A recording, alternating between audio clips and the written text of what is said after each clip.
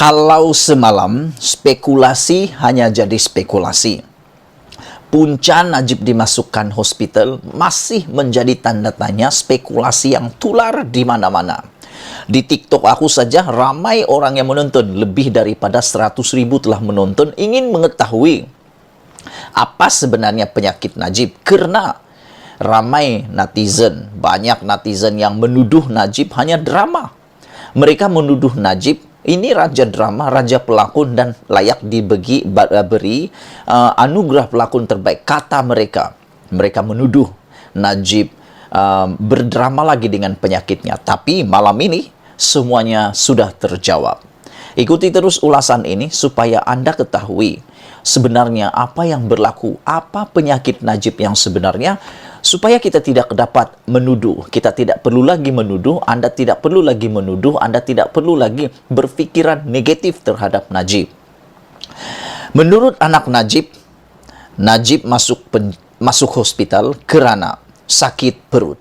Aha, jadi itu sebabnya hari ini Najib masih mampu masuk ke menghadiri prosiding perbicaraannya melibatkan kes 1MDB di Mahkamah Tinggi. Rupa-rupanya Najib masuk hospital karena sakit perut, kata anaknya. Kenapa sakit perut? Ikuti pengulasan ini, ikuti pendedahan ini, karena Anda akan terkejut kenapa Najib sakit perut. Ada orang meneka Najib sakit perut karena tak biasa makanan di penjara. Yalah, makanan di penjara tu tak boleh pilih-pilih. Apa yang dihidang makan ajalah. Kalau di rumah boleh pilih-pilih.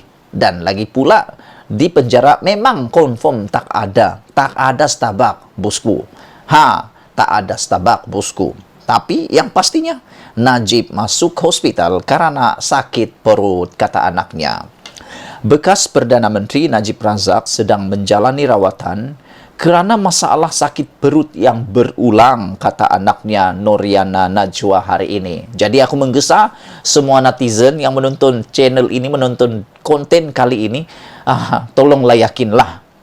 Aku tak paksa juga, tapi aku gesa Anda semua, yakinlah pada anak Najib ini, yaitu Noriana Najwa, yang selalu mempertahankan bapaknya ini, supaya dedinya, bukan bapak, dia kata Najib tu dedi, dia panggil Najib tu sebagai dedi, dan mempertahankan dedinya ini, bahawa Najib sakit perut kerana masalah sakit perut yang berulang.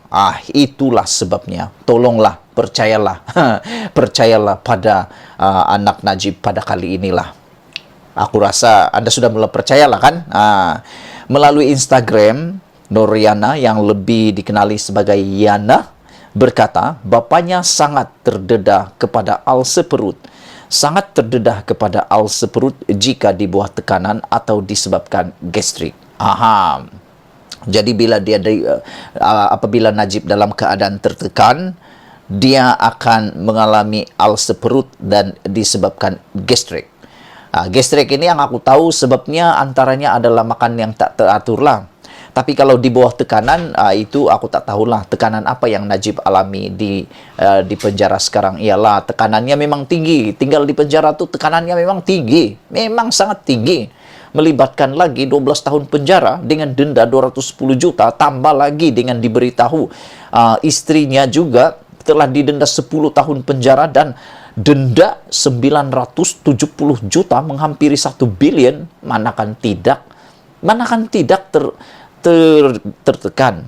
Bahkan anak Najib sendiri mengakui, yaitu siapa anak Najib yang satu ni, aku lupa pula nama dia, tiba-tiba pula aku lupa. Baru saja aku membaca beritanya. Beliau kata, syukurlah karena Najib dapat melaluinya. Kalau orang lain mungkin, katanya, kalau orang lain mungkin dah gila, kata anak Najib dalam berita sebelum ini. Jadi Najib masih lagi tak gila.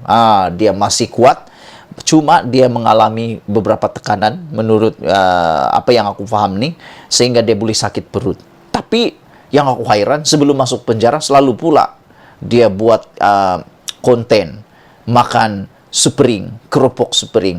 Itulah orang selalu bagi nasihat kat Najib. Waktu itu dia makan Spring, orang bagi nasihat juga, Pak Najib, awak dah tua, kurang-kurangkan makan makanan ringan, nanti kena penyakit. Sekarang kan dah kena. Itulah tak dengar nasihat kali. Kali terakhir Dedi kena ulcer perut, menurut Yana, adalah tahun lalu sehingga pingsan akibat pendarahan dalaman dan terpaksa dimasukkan ke hospital selama seminggu untuk rawatan susulan. Aku tak pernah pula dengar ada masuk dalam berita. Tak pernah pula aku dengar tahun lepas Najib pingsan pendarahan dalaman dimasukkan ke hospital seminggu. Mungkin media terlepas kot. Mungkin media terlepas pandang dan tak laporkan, ataupun dirahsiakan, ataupun tak tahulah. Aku tak berani cakap lah dibuat-buat ke apakah, tapi inilah yang diakui oleh anak Najib. Kali terakhir Dedi kena ulcer perut tahun lalu, kata Yana, sehingga pingsan akibat pendarahan dalaman dan terpaksa dimasukkan ke hospital selama seminggu untuk rawatan susulan. Wow, teruk juga nih. Sebelum ini, pada 2010, dia juga dimasukkan ke hospital untuk rawatan pendarahan ulcer di perut dan menghabiskan 3 hari di sana, tulisnya. Wow, ini lama sudah, 10 tahun yang lepas, 2010. Menurut Yana, bapaknya adalah jenis seorang yang susah untuk mengadu mengenai kesakitan dialaminya kerana tidak mahu menyusahkan orang lain. Ayalah, begitulah kan. Pada masa dia menunjukkan gejala, biasanya ia sudah terlambat. Kedua-dua kejadian pada masa lalu kami menyadarinya terlalu lewat dan oleh itu memerlukan rawatan perubatan yang serius, termasuk pemindahan darah, katanya. Bukan kami tak simpati Yana, kami bukan tak simpati. Semua rakyat Malaysia simpati. Siapakah rakyat Malaysia yang rasa bergembira apabila bekas Perdana Menteri kita yang banyak juga sumbangan ini sakit? Tapi apakah daya? Dia ada di penjara dan telah terbukti bersalah. Jadi dia kena melaluinya bersama dengan banduan yang lain. Aku pikir banduan yang lain juga ada masalah kesehatan. Mungkin mereka lagi teruk, mungkin ada yang sudah kena kanser atau sebagainya. Tapi terpaksa juga tinggal dalam penjara tu Yana. Bertambahlah Yana, apa boleh buatlah kan. Yana seterusnya melahirkan harapan agar Najib mendapat pemeriksaan dan rawatan rapi di Hospital Besar Kuala Lumpur, tempat dia dilaporkan dimasukkan semalam.